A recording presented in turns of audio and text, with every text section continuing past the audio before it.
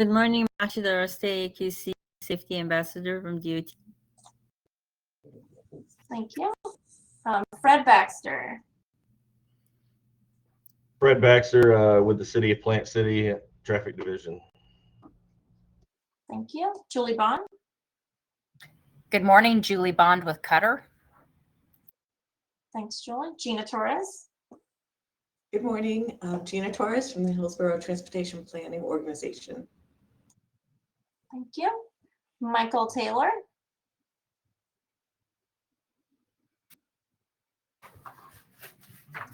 Well, Michael Taylor's on. Ellen Snelling. Ellen Snelling, Tampa Alcohol Coalition. Thank you. Emily Hinsdale. Emily Hinsdale with Sidewalk Stompers. Thank you. Janice Martinez. Good morning, Janice Martinez, DOT Law Enforcement Liaison. Thank you. And Kelly Furon. Good morning, Kelly Furon with City of Tampa.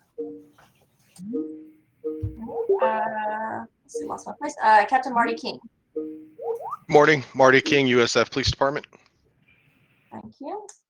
Jen Hall.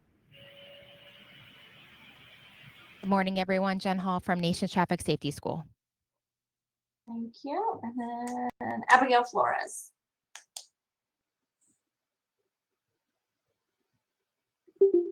Abigail is on the line. And I think that might be it. If I did not call someone's name and you are on the line, please feel free. Oh, and Anna Grundman is on. Okay. Hi, my name is Pauline Nunez, and I'm the project manager here at the City of Plant City. Can you say your name again? I didn't hear it. Pauline Nunez. Thank you. Thank And you. and she's with which department in Plant City? The engineering department. Engineering department. Yes, sir. Thank you. Okay. Did I hear a new organization, maybe Tampa Alcohol Coalition? Is it a new participant? Hi, this is Ellen from Tampa Alcohol Coalition, and I've been a member for a while. Okay. Okay, thank you. Okay. With that, if we're ready to entertain reviewing the minutes from the May meeting, does anyone have any modifications or alterations they would like to make to the minutes? I move that we accept the minutes. This is And Gina. that was Gina made a motion to approve. Second.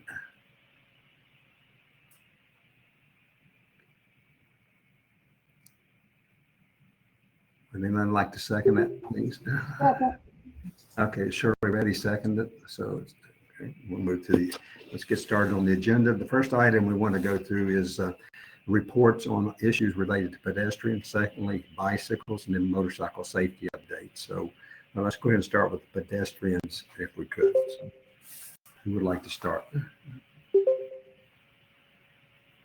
Abigail, would you like to start on pedestrians, your activities, if you would?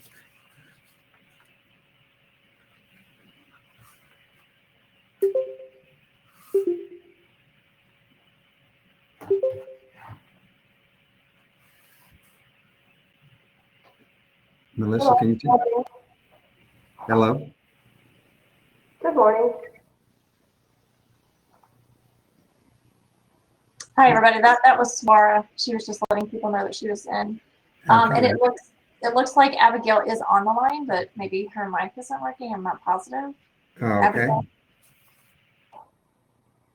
But she is in the meeting. Okay. How about the City of Tampa representative? Are they anyone from City of Tampa here? Yes, this is Kelly Furon. I just have a quick update on our website for tpamoves.org.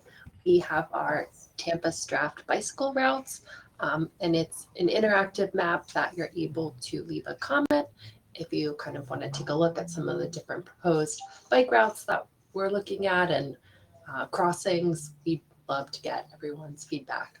I can put the link, send it out to everyone as well. But the website is dpamovs.org.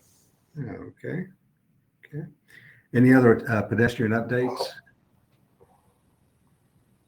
If not, let's go to bikes. Julie, would you like to start how successful your camp was on June the 13th through the 17th? Sure, yes. We held the second I Can Bike Camp, teaching kids and young adults with disabilities how to bicycle. And that was at the University Area Community CDC over off of Fletcher and 22nd. And we had 25 campers, and it was just a huge success. I don't know if anyone saw the media stories, but we had stories that ran from every news entity in the Tampa Bay area. They all came out. And the fun part of this was we had an artist, a local artist named Junior Polo, and he made art with the kids during kind of their little break time. So they were outside, they put these white protective clothing on, and then they were able to paint on canvases. And so just mixing the arts and bicycles together was pretty amazing with the kids. And we had a total of about 50 volunteers come out and help. And so everything went well. And again, it was just good, good media for bicycling in general, because, I think it touches everyone when we see how riding a bicycle can change the lives of the families and the kids. So very successful. And so thank you to anyone here who came out and volunteered. It was a really great week. Congratulations, Julie. Is Susan Boda online by any chance? Can she tell us how the thing turned out in Pasco County for the kids and who won the award for the school parking? Hi, Susan Boda. Hey, can you hear me? Yes. Okay, yeah. We had the opportunity to present to the Pasco County School Board on June the 7th and hand out the awards for the bicycle contest. Well, it wasn't bicycle, for working path contest up there. Any student that drives to school in a Pasco County high school was eligible to enter. And we had 58 entries, and then we handed out awards to a honorable mention and a first, second, and third. So great participation and some good creativity from the kids.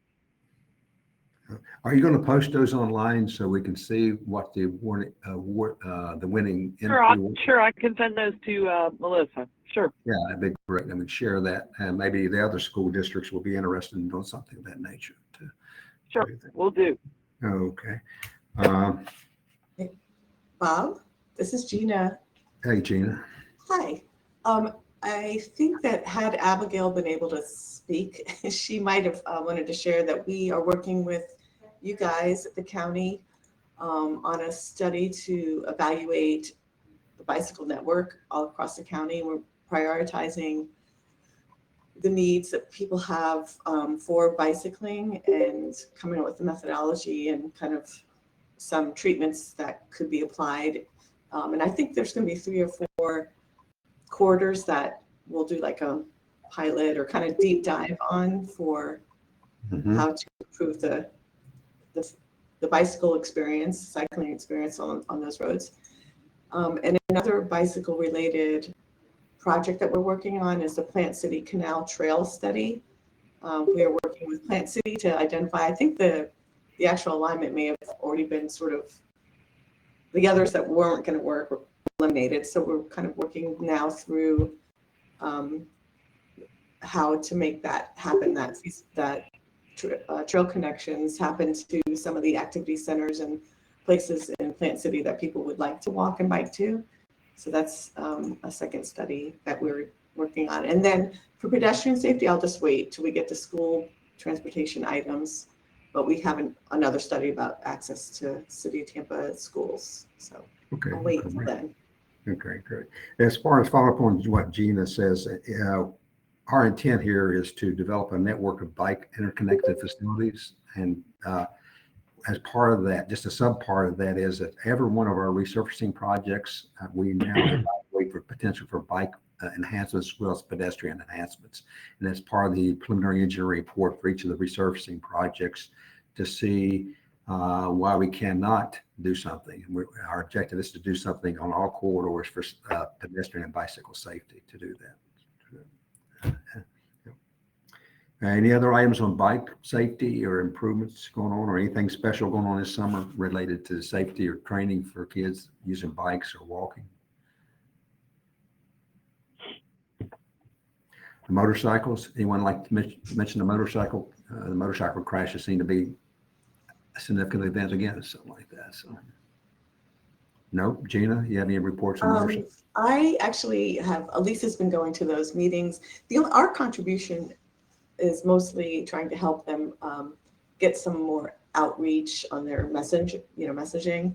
So we're looking through our funding now to see if we can help with those indoor ads that we had before, where posters were inside bathroom stalls about motorcycle safety, and it was along high injury corridors for motorcycle crashes. So we're still working on that.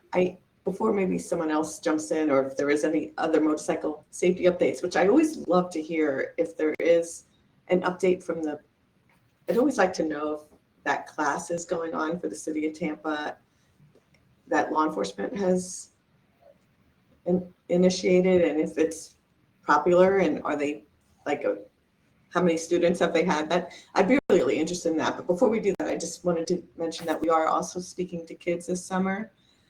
And one of the school places is Dowdell Middle School. That's in Palm River, and it's 78th Street is a very high injury roadway. And I know that you guys are doing a lot on that road, but we are going to do a painted crosswalk next Wednesday on school site on their property. So it's allowed, but that was going to be kind of fun. So next Wednesday morning, we'll be painting a crosswalk at Dowdell Elementary, bringing attention to the kids will be walking there. But anything on that motorcycle topic? I guess Sergeant Reiser usually knows, and I guess he's not on today, so maybe I'll just get with him on the side. Thanks. Gina, Dowdell's a middle school. Pardon me? She said Dowdell Elementary. Dowdell's a middle school. Yes, Dowdell Middle School. Maybe you didn't hear me, but that's what I meant to say if I didn't say that.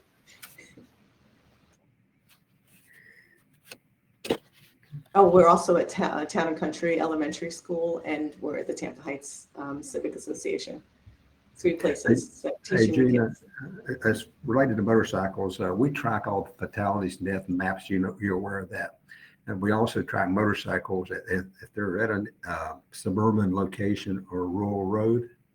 When we do this desk, we do analysis, and if viable, one of our alternatives is a lot of the crashes involve left turns out of side streets or into side streets. They say they don't see the motorcyclist. A viable option we're looking at for each of those locations are roundabouts, where they'd have to force people to eliminate the left turn and conflicts between motorcyclists and cars. So this one technique we think might work to solve that kind of issue. Oh, I love that idea. That's good to know. Okay, great. Any other items on pedestrians, bicycle safety, or bikes? Just want to mention, Julie, you want to mention your educational program you have going for the homeless. Is that still active at the current time? Sure, yes. Through funding from FDOT, we continually go out to the different houseless shelters. And so those are throughout Pinellas, Hillsborough, and Pasco County. But Hillsborough County, we've been concentrating and going out to different houseless shelters and churches. And we found that that's just very successful to talk about safety and talk with the people who are leading these efforts about safety. So not only the people we're reaching, but also, the influencers. So that program is really going strong, and we're just, continuing it all the time. So. Okay. How about the Alcohol Anonymous? You still going to those meetings? No, we have not been going to those meetings, but Okay. I can put that on the list if you suggest that. Well, I think, and Gina may correct me here, when we review the pedestrian crashes, a lot of them happen in the evening, and certain demographic characteristics and toxicology reports indicate there may be foreign substance in the blood of some of the people involved. it's something we might want to talk about later on, not necessarily right now. But Less than 3%. I know we always think that they're all drinking, but it's less than 3%. It's not the biggest issue, but it is not the biggest issue. Okay. Yeah, we've never gone to those meetings. I'm not sure if there's some type of confidentiality involved with that, but we can talk further offline. Yes, please. Okay. The next item on the agenda has to do with education, and who would like to start on that? Mike Zinn online. Melissa's mic on. No, Bob, I don't see him on currently. Who's representing DOT? Bob, I can talk a little bit about our education programs quickly since I'm still not muted. We're finishing up the high school programs. So those have been really successful in Hillsborough County. We've, we do that every year. We continually update our presentation. We also help certify one new driver's ed teacher in Hillsborough County. And so we're just continuing to book. Soon we'll be booking the next school year. And so that program, again, just is very successful. And we continue that in all the high schools with our different trainers. Okay. And we also continuously provide presentations. We also are working with, just trying to reach out to different private sector to provide that presentation based on their needs. So it could be bicycle friendly driver, it could be pedestrian related, so we look at each need and then we tailor our presentations. And so that's still all going very well. And that's through, Mike Zinn is the project manager through FDOT that we provide those efforts. Okay, great. Who's representing the University of South Florida this morning? Do we have someone online? There is Captain Marty King, who's with USFPD. Yeah, I'm here. I could speak to something, I guess. Well, I have a specific question. Are y'all still continuing the orientation program for pedestrians? Part of the incoming freshmen have to, as part of their indoctrination to the university? Do you know if that program is continuing?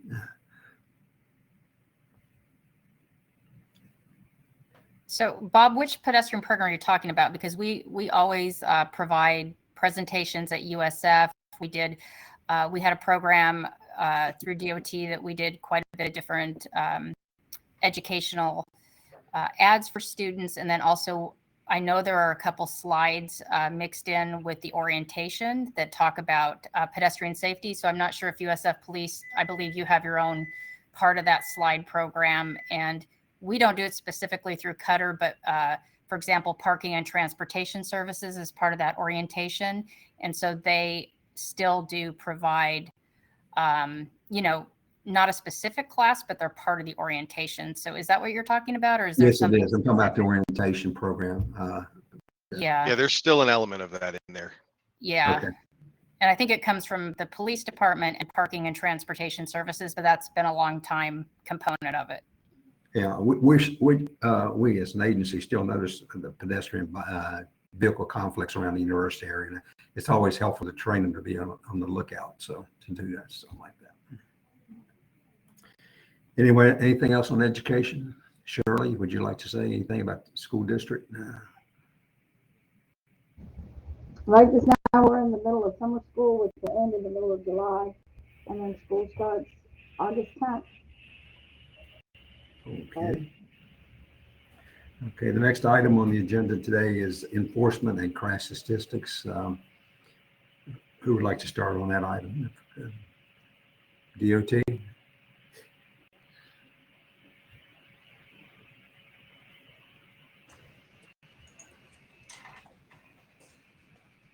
I do have May CBT stats for central breath testing.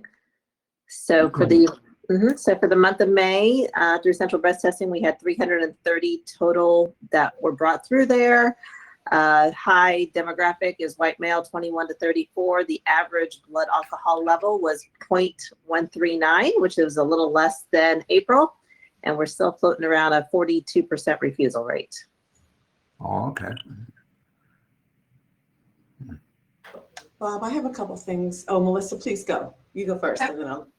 It was just a quick, Janice, the 330, does that mean arrested for DUI or? That was brought through central breath testing. So the ones that were physically able to come. So some of them are crashes. Obviously they went, if there was a blood draw or went to the hospital, that doesn't incorporate that. So those are just the ones that came through the jail.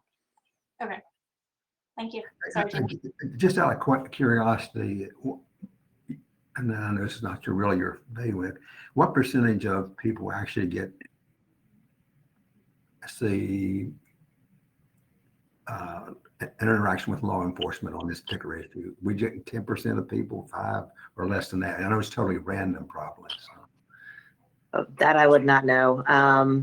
So the stats that they pull through CBT are just the ones that come through there. So I could tell you for crash wise, so of all of these crash types, so of the 330, 260 of them were non-crashes, 63 of them had property damage, and only 7 of them were injuries. So that's good there.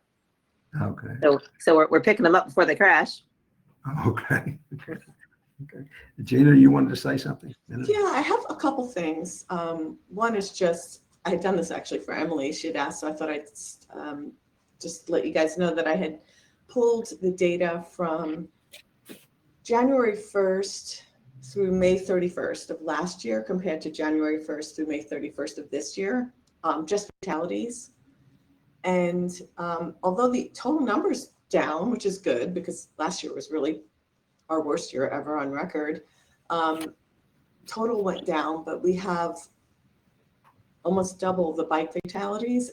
I tried to put my head around this, and I just don't know why, why certain years have, higher occurrences of pedestrian fatalities. I mean, sometimes it makes sense, like gas is expensive, so maybe people are biking more. I don't know. But anyway, there were 5 fatalities last year at that time. There's 8 this year.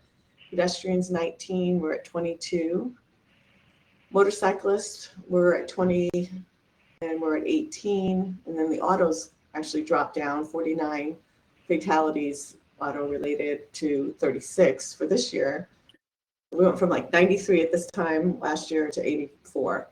So I don't know, it's just kind of interesting. But the other thing I wanted to ask, and we have someone from FHP that's tuned in today on this call or at the meeting.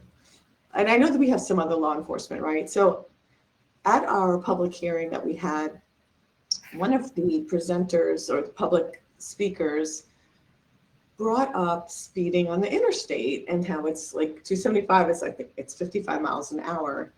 And most of like my efforts at work have been to lower speed limits on things that we can do things for, like arterials, and there's things you can do there that you can't do on a highway, like at mid-block crossings and narrow the lanes and slow speeds down.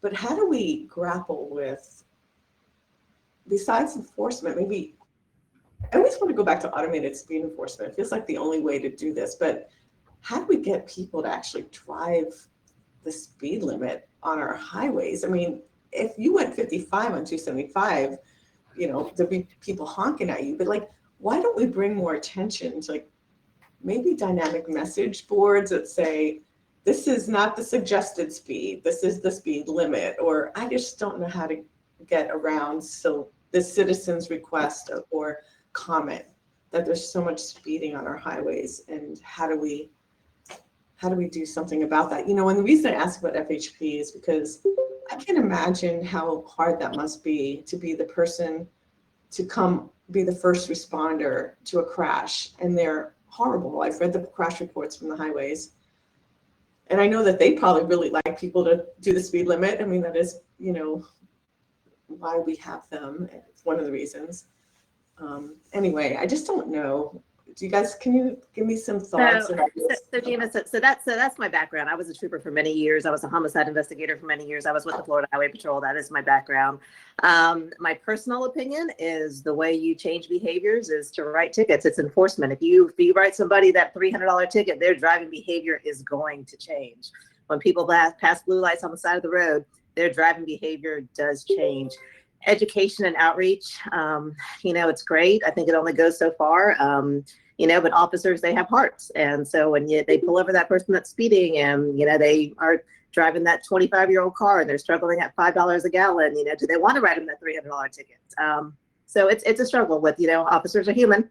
But my personal opinion is enforcement is the key. It's, you write that person that ticket, they're going to think twice next time. I love that input. And the idea of automated speed enforcement, I don't know if it's done on highways. So that's a legislative thing. No, I know that's a battle we have. We tried to do it around schools. I just didn't, when I think about that, I think of arterials, and I didn't think that maybe I'm going to do a little research and see if they have them on highways and other places, and like the before and after of their effect on people's driving behavior. So I'm assign myself some research on that. This is Bob Jean. Yes, other areas do that on the interstate system. Use camera citations to take photographs of the person in the car so they see their face so they can't argue about it. Connecticut comes to mind right off the top of my head. So there are other locations in the county, in the state, in the United States that does that. DOT on the line again, the representative from DOT.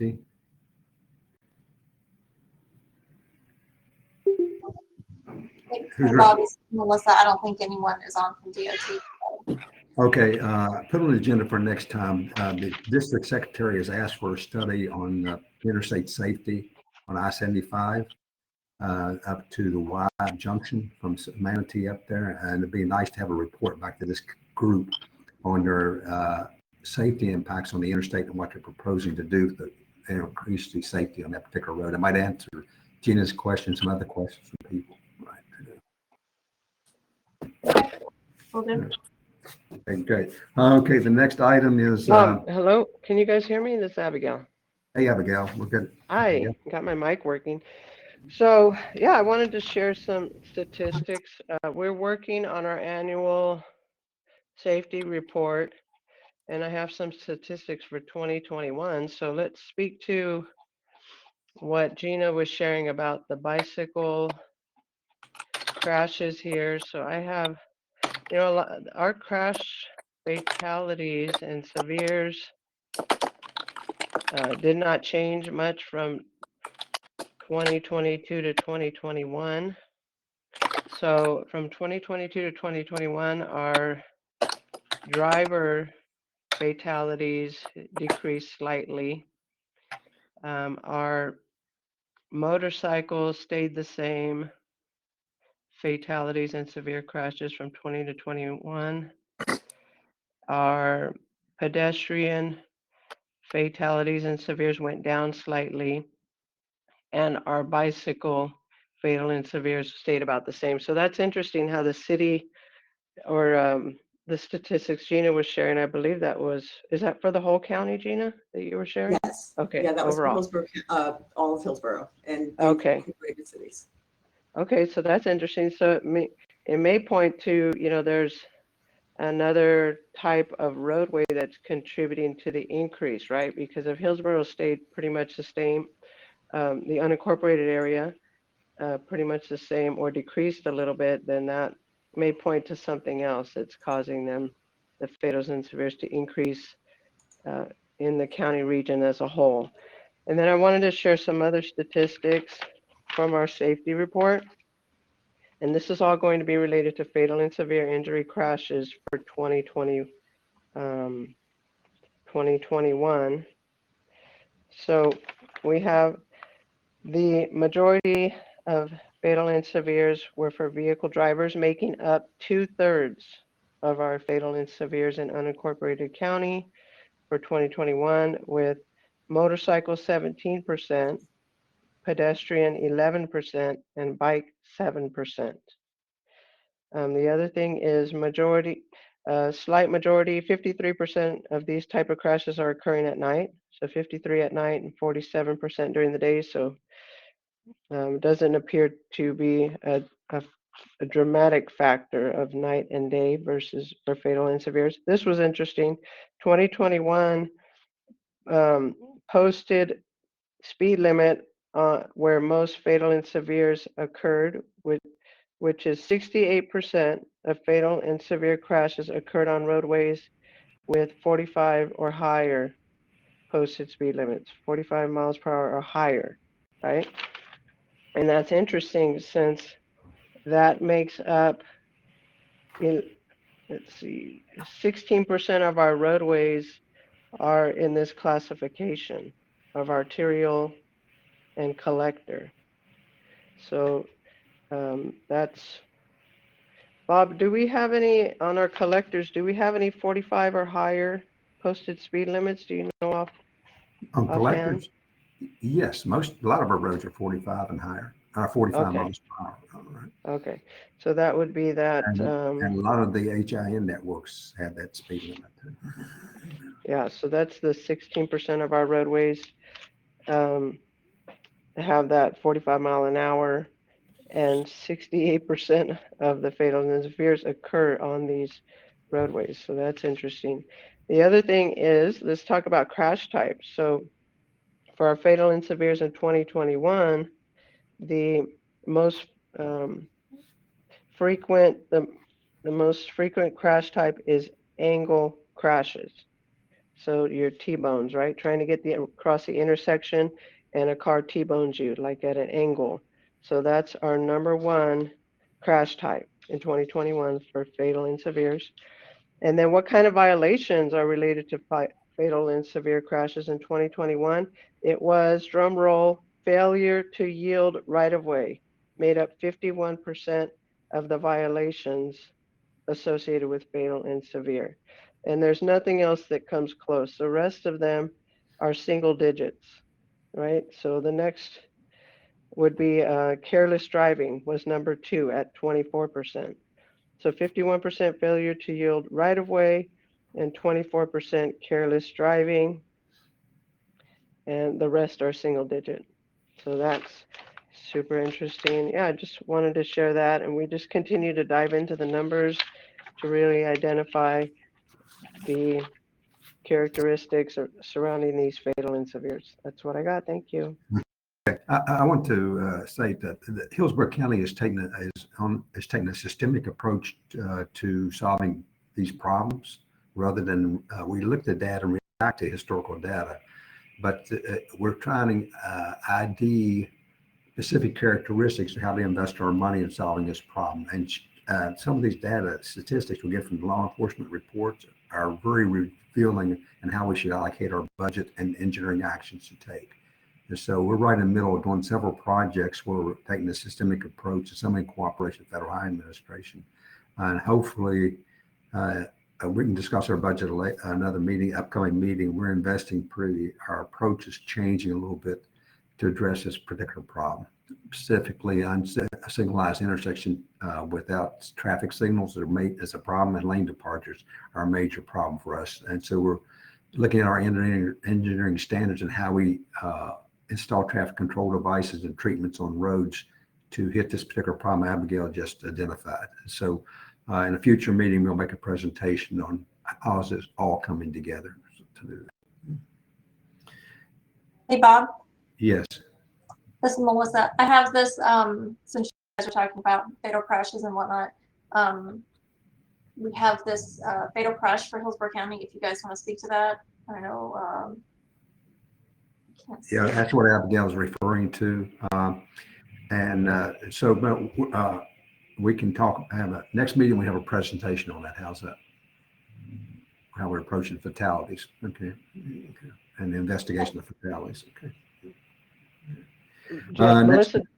Melissa, do you have the numbers to date? Is that what you were going to share? Yes, so this is from, and Lori can go into more detail about this since this is her map. So this is January 1st through May 21st within the entire Hillsborough County region. And then the numbers are right here.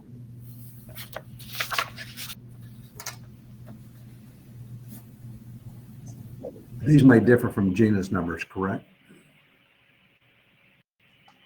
These numbers these are only on county-owned facilities, correct? County roads in and outside of municipalities, correct? That's what we're tracking here. Lori, can you state that? So this is all of Hillsborough County. It's both state roads and non-state roads. This is Okay. all of the county. Okay. We're tracking our data program. We separate this out on county roads, and it's county roads and municipalities. We own county roads in the city. And so we're trying to separate those out from DOT roads if we could. Yes, and last meeting that we had in person, SWAR brought a map that displayed only the county roads, similar to this. Okay. Okay, can we go to the next item is engineering reports. We have representatives from the city of Tampa would like to discuss what they're doing in engineering relative to safety. Sure. I can just give a really brief update. We have a couple projects going on focused on complete streets, and that includes 30th Street. We have a project along there, and El Prado as well. So really looking at kind of where our pedestrian crossings are, the speeds and our target speeds, and trying to build our design around that. So we can provide more of an update at a later meeting once we get further in the design. Abigail, would you like to give a status report on engineering activities you got underway? Yeah, I thought City of Tampa might share about their recent Vision Zero strategy. Kelly, did you add people to your team for Vision Zero recently? We are hiring a Vision Zero coordinator, but we're in the process. So I hope to have a name and everything at our next meeting. Or are you working with Bloomberg and Associates? Yes, we had Jeanette on come this month. So we had a really great presentation by her at the Tampa Theater, and Bloomberg is helping us to kind of update our transportation technical manual, advise us on kind of some of the success that they've had, really taking New York City and adding all the bike lanes and making it a much more walkable place. She's the person that was the commissioner when they closed down Times Square. So we're really excited to be working with them. And we hope to have more updates on their advice and projects that we're going to take forward. Is the city going to be working with her for a year? There's an item on the agenda called Vision Zero, so I bet you're stealing Kelly's thunder. Oh, okay. I didn't know. It said engineering. Okay, I could share our engineering update for Hillsborough County. Yes. Hello? So Hello. we have, we're working, as you guys know, we're working on improving 6 schools for student walkability and bikeability to schools. So that's King and Robles, King High School and Robles Elementary School. We have completed the design of Tier 1. As we know, that's quick implementation, improvements, signage, delineators, and pavement markings, and that's being programmed for construction for the students of King and Robles. The other schools are Gaither and Claywell and Brandon and Lamona. So we're finishing up design, and those will also be programmed. So the goal is to get those in by the time the kids come back from break. That would be great. So we'll keep you posted on that. We're also working on Mort Elementary School and Harvest Hope wayfinding. So that includes wayfinding from Mort Elementary School to the Harvest Hope Park. And we are doing the project development right now. So it looks really good. I'm looking to use some innovative wayfinding, like colorful pavement markings and signage and art wayfinding that's reflective of the community's identity and from input from the community. So that's great. And the other thing is that our pet and bike, we are working to improve 2 hazardous walking conditions identified by the public schools. And as Gina mentioned, we're working with, Hillsborough County is working with the TPO for a bike network program where we're identifying the methodology right now to screen and rank locations for improvement in the bicycle network. For Heart Transit projects to support transit is we are in project development for 3 locations. So let me give you a little bit of background. For the HART Pedestrian Safety and Access Program, we have identified bus stop, transit stop locations and rank them based on risk, high risk, very high risk, and moderate risk. And so now we are doing project development around these higher risk transit stations to improve safety and access to these transit stops. And let's see here. And we have a lane departure safety improvements program where we are working to decrease lane departure crashes. That's the #1 crash type in Hillsborough County overall. And so we're working to identify the methodology for screening and ranking projects. And similarly, unsignalized intersections, we are working to improve safety there for all roadway users by developing a methodology for screening and ranking projects to improve safety at unsignalized intersections. And finally, for this engineering update, we're working on a speed management, speed zoning study where we have in hand tools which we are reviewing, tools to identify target speed and design speed. So, and happy to say that context classification is going to be part of that in identifying target speed. So keep you guys updated on that. That's what I have. Thank you. Hey, Abigail, you want to mention what's going to be happening on 78th Street this summer, and it's one of the HIN corridors. Right. Did you want to do the Vision Zero? Apparently we have Vision Zero category. Let's put it under engineering if we could. So okay. All right. So we have 2 Vision Zero high injury network that the TPO did studies on, Mango Road and 78th Street. So we took those TPO planning studies and we did project development around them. So our Mango Tier 1 and our 78 Tier 1, so remember this quick implementation of improvements, are being programmed for this year. Yay, so the design is done. And now we're moving on to programming for those 2 high injury networks. And in addition, Mango Road Tier 2 design, which is when we get the concrete and more permanent improvements is in design. So that's good news. I have a question, Abigail. Is the 78th Street limits, because I know there's a big project south, but is this from Adamo to whatever that is? It's not Palm River Road or something. Maybe that is Palm River. Is this the northern piece? Yay, I'm so happy. Thank you. Causeway to Palm River Road.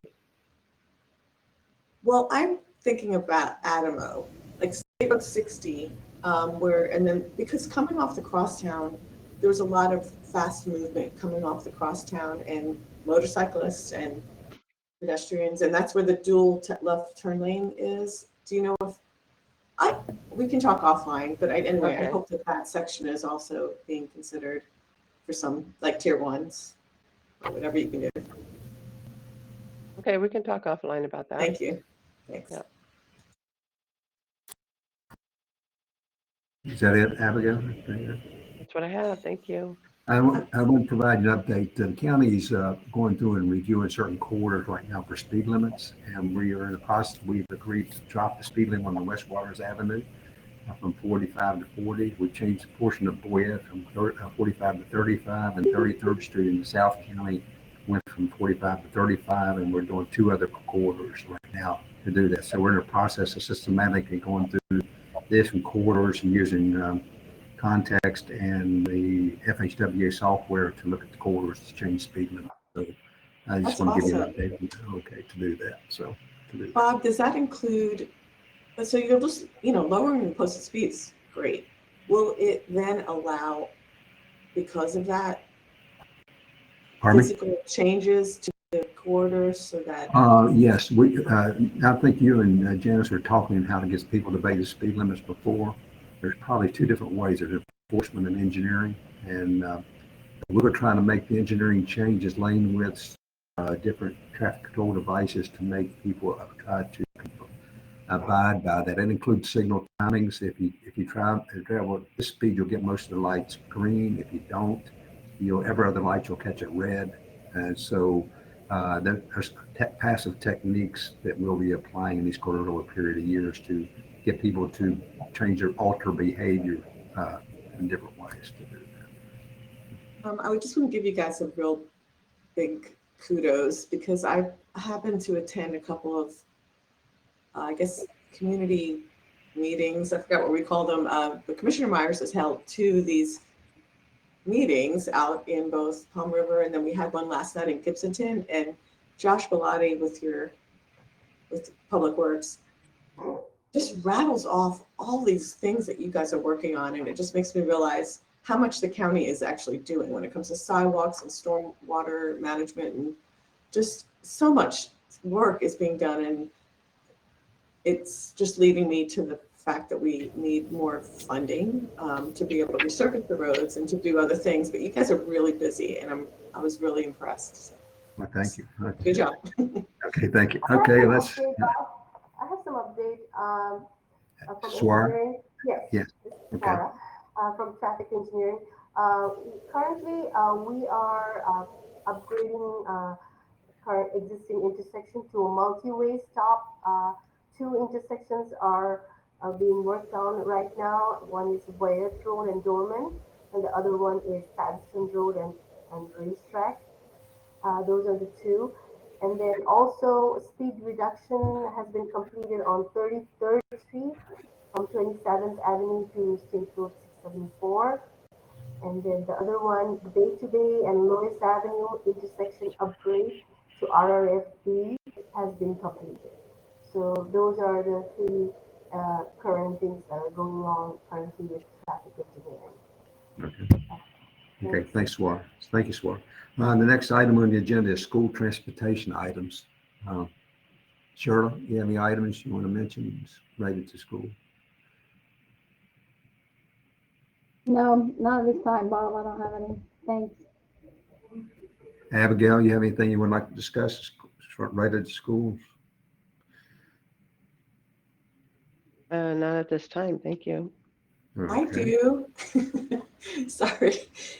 We have a Tampa school safety study underway. And Kelly, maybe you want to jump in and add a little bit since I'm not the project manager for it.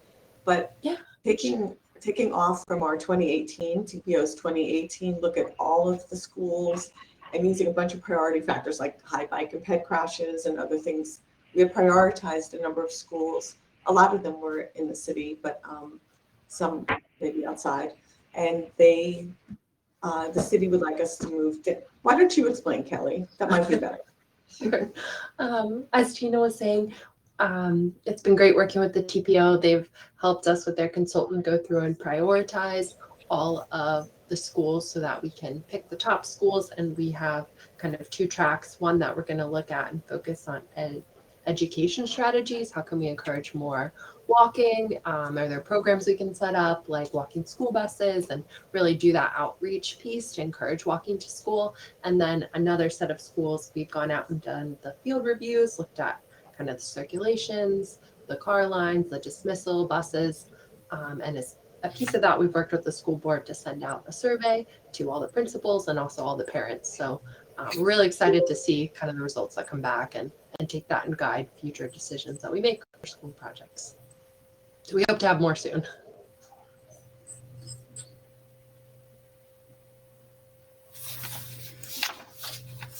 Okay, next item will be. Bob, this is Emily Hinsdale with Sidewalk Stompers. Hey, Emily. Yeah. I haven't gotten to come to one of these meetings for a while, so I just wanted to maybe remind everybody of what Sidewalk Stompers is and what we're around for. The outreach and engagement that Kelly is referring is what we do. We partner with schools to create walk and bike to school programs. We provide incentive programs to help them, and then do a little bit of education on how different school communities can advocate for their safety needs, their safe routes to school needs.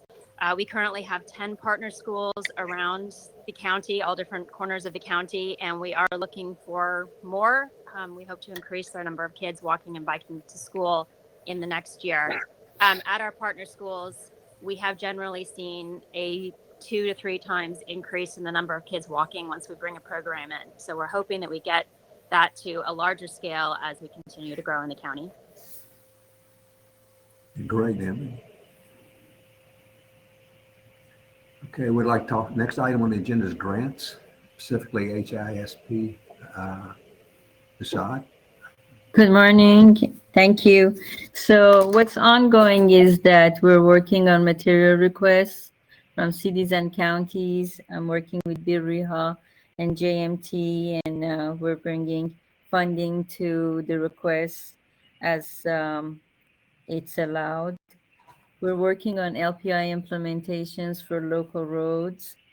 We're also working on some of the top intersections for safety improvement, top fatal and incapacitated in District 7. I am still waiting to get some information from City of Tampa. Kelly, maybe you can help. At one point, Will Port and some other people were working on some HSIP applications, some RFPs requests. So I don't know where that is going, or if there's something I can help with. And then overall, if there's anything I can help with in HSIP, please let me know. Keep me involved in the material request that goes to DOT. I cannot always help. And thank you. That's the update. Okay, I'd like to mention, and Gina's online here, the agencies are working together, TPO time, take the lead on the SS for All, Safe Streets for All program, and the municipalities in the city and the TPO have had 1 or 2 meetings already, and we will be preparing a grant. Gigi can comment in a second.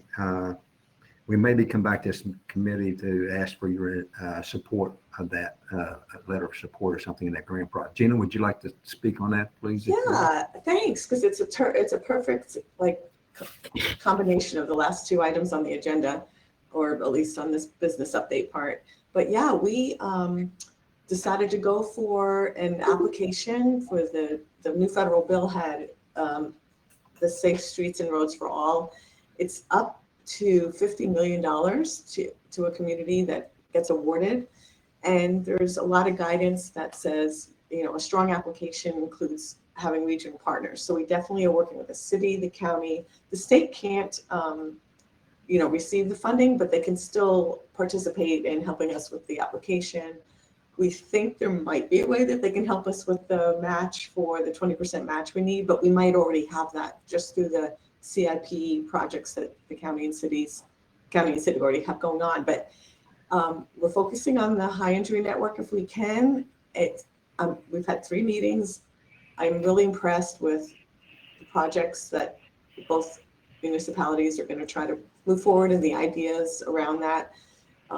It's pretty short turnaround, so I think we'll know, I want to say in September. I'm sorry, I don't know the dates, and you guys probably don't care. Oh, it's due in September, and then I don't know the details. I forget all the details on the dates. So we have to actually start initiating and finishing the projects. But it's really exciting to have some funding sources that we can tap into.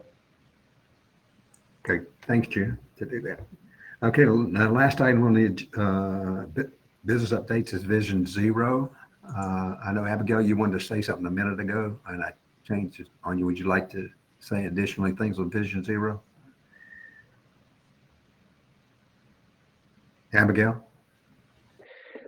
Yeah, so next, I shared about those 2 corridors, and we will be going down the list for the identifying improvements on the corridors that the TPO has studied. So that's what I got for Vision Zero. Okay, Gina, you have anything on Vision Zero? Well, pretty much the things we've already talked about. now that the city has a program, it's really helping us not to have to be the lead so much anymore. I mean, we Okay. still are.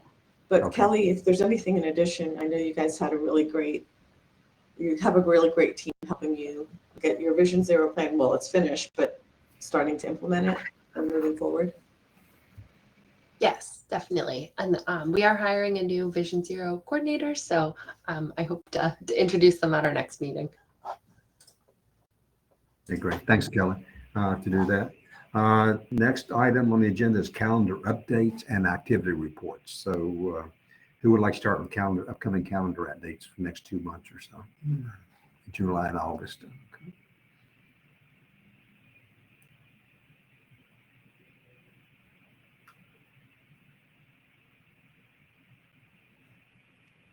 Julie, you have anything for us or? Nope.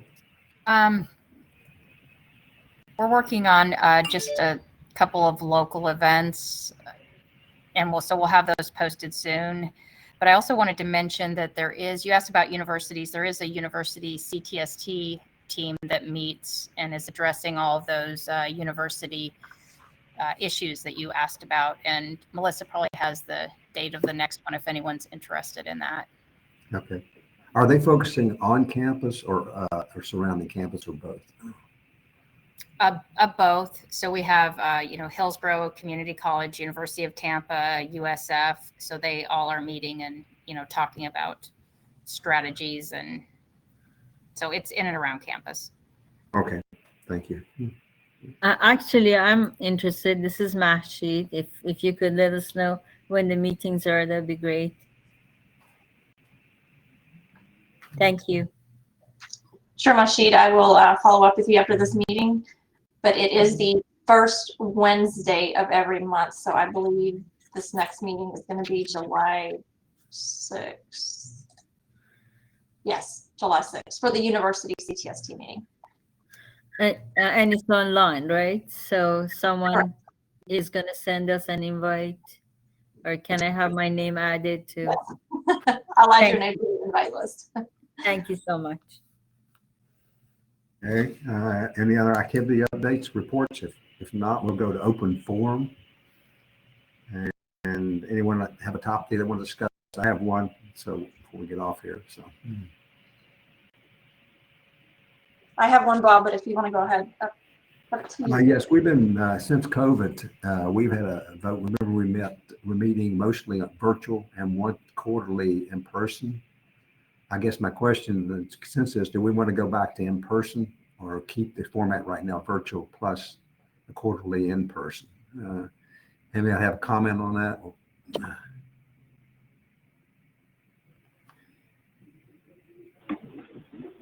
I always vote for in person.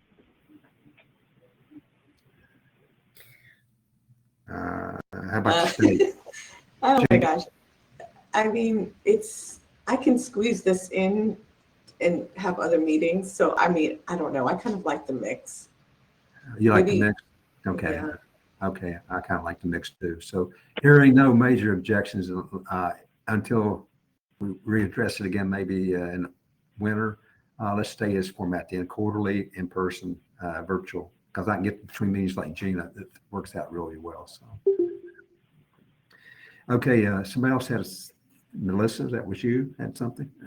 Yes, that was me. I just wanted to, since we do have Plain City on the line and yourself, Bob, Swara, and Abigail, just go over the safety edge tool that I know I've emailed Hillsborough County about, and then maybe I can email City of Plant City about.